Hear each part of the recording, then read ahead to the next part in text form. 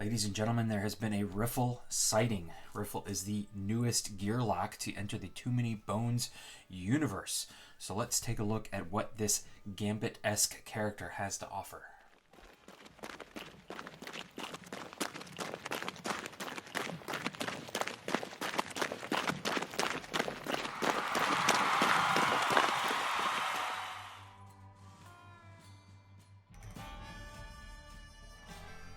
Welcome back to the Meeple Marathon. Today we're taking a look at Riffle. So this is a Gearloc. This is an expansion for Too Many Bones.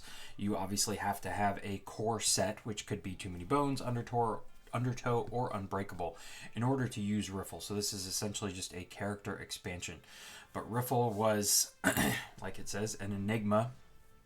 Was part of a kind of community event. I'm not going to spoil anything for you. If you are curious as to know how he came about entering the universe, Google it. You can, dive down the rabbit hole if you want to. But Riffle is like a limited availability character right now from Chip Theory Games. So he was released middle of last year, and then they released him again around the holidays, and he only comes out for about 2 weeks at a time.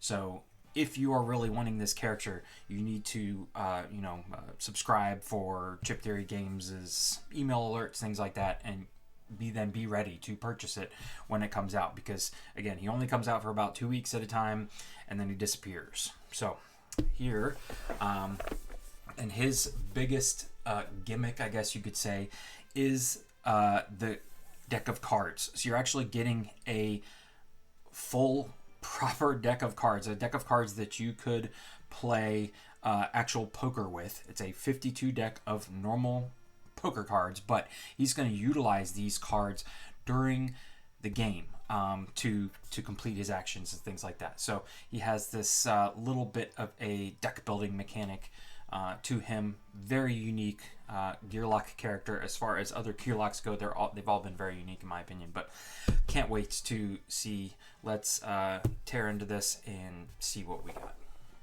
All right, so here we have the box lid, which this is the first time I've seen this pattern on the box lid. So I'm guessing this is going to be the kind of Unbreakable line of characters are going to have a box lid like this, in case you care. All right, little desiccant packet and our deck of cards and Riffle's chip and his dice. You'll notice that Riffle has a lot less dice. He actually only has 10 skills as opposed to 15. Some packaging. Here you can see are all his skills, and then obviously the big highlight of his hand is playing those cards. So his mat here has got a spot for your deck on it. Okay, so here is everything out of the package. Obviously, the marquee item here is the deck of cards.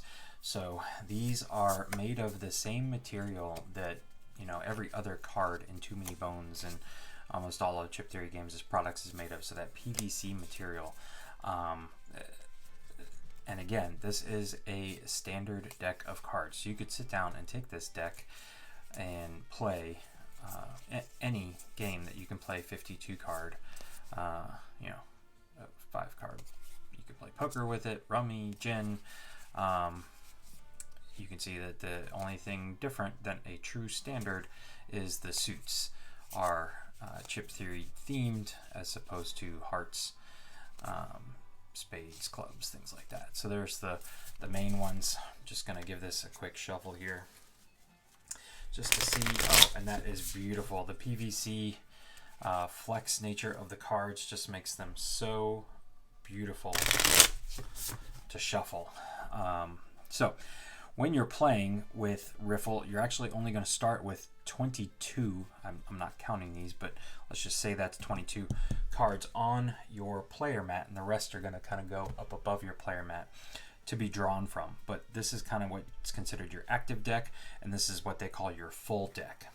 And then we have all of our skills laid out here. So you can see right here, this is essentially at the beginning of your turn, you're allowed to play one card combo unless you gain the ability to play a second one or more. And depending on what you play, based on standard poker hands, is what you can do. And then what the suit is of the cards that you play makes that difference too. So you could play a single card, you could play 2 cards of the same suit, or you could play 2 cards of the same number, or 2 or more cards of consecutive numbers. So you could play up to 5 if you had, or like 4 if you had, 4 of a kind here, but that would be down here.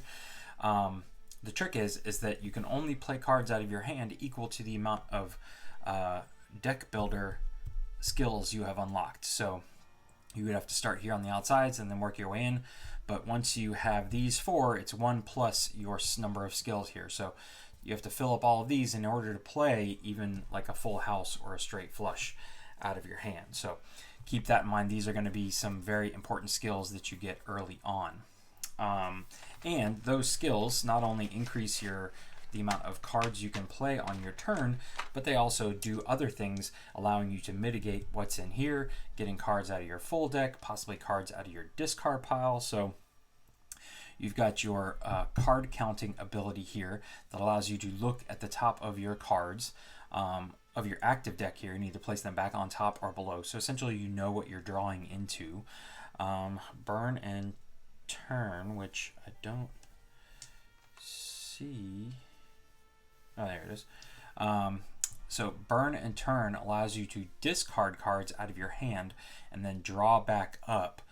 So if you've got cards that you know you're not going to do well, or say you've played card counting, you know what's here, and so you discard what's not going to combo well, burn and turn allows you to discard, then draw, and then play a second combo. So this is one of the dice that allows you to play more than one card combo in a turn. And card combos is essentially how you're going to be doing most of your damage. You still have attack dice and defense dice that you can roll, but playing a card combo doesn't cost you dex.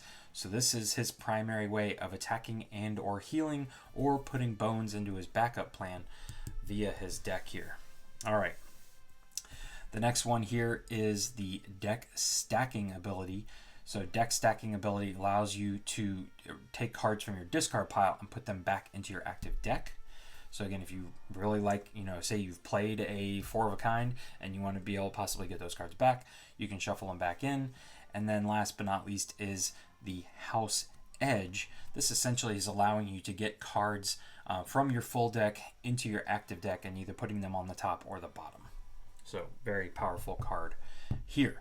So again, as you roll these out and utilize them, they're going to allow you to mitigate your deck and possibly give you a second time to play cards out of your hand. Then you have the card shark skill tree, which is this yellow one right here. So you always have to start with good read. Good read allows you to essentially move after a baddie moves towards you. So you could sidestep, say, a melee baddie. So that would be this one here. I believe this is when you lock, or it just stays active.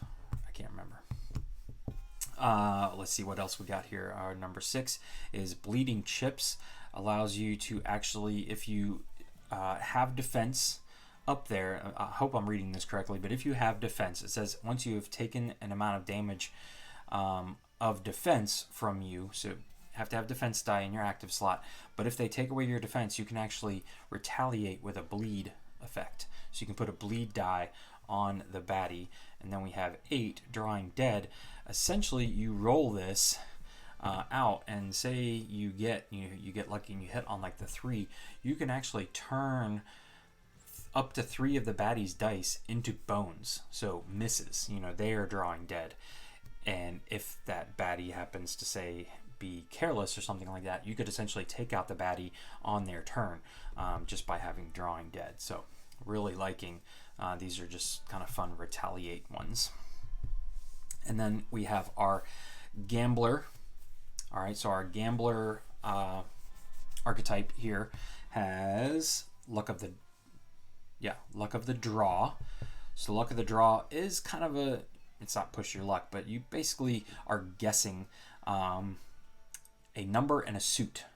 So if you have done one of these earlier skills where you've actually seeded the top of the deck, you aren't taking as much luck into your hand, but any amount that you guess correctly on, or if you guess that number correctly and the suit, you get to take those cards in your hand. So again, you probably, unless you're just desperate measure here, you probably want to know that you're going to be correct before you do it. Or you could just say one of a heart, and maybe you need a heart to complete your set or something like that. Then we have chip and a chair. This one is rolled out and it is essentially like a failsafe if you get KO'd. So when you spend the dex to put it up here, it goes up here in your active slot, and then it when you get KO'd, you're going to roll this, and if it's the chip side, you go back to 1 health. If it's this side, you actually do the damage back. You know, the damage bounces back to the baddie instead of you. And if it's this one here, where is it? Oh yeah, angle shooting is the flipping the coin. You can deflect it onto someone else in your party. So someone else would have to be around to take that damage. And then last but not least, we have our consumable, which when rolled, you simply hold on to, and it can turn into, it's got some double and triple bones on there, but it also can just be a suit to help create a wild. So it says this die can be used as a card of any number from the suit shown. So if you roll, say, the gear here, you can make it any, you could be like a 6 gear and add it to do with your combo. So that's all of their skill dice. Here is his, an 8+1 side. All of his dice are kind of marbleized gold.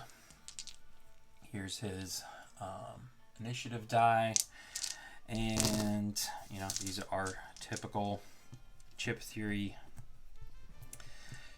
dice here. So super high quality. These cards are amazing though. Backup plan, we can take a quick look at his backup plan. So out of turn, which is a very easy one to get, you can actually play a card combo. So again, another opportunity to play a second card combo here.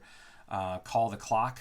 It says at the end of the round, move the non-tyrant baddie highest in the initiative meter to the last spot. So you can actually rearrange the turn order track. Pocket pair says resolve 2 different suit effects. Maverick says deal damage to any baddie equal to the number of cards you played in your start. So this is not playing another combo, but dealing extra damage. And then reshuffle allows you to just simply take your discard pile and shuffle it back into here. So that's going to do it for our unboxing and overview of Riffle from Too Many Bones and Chip Theory Games. Once again, thanks for watching. Have a great day.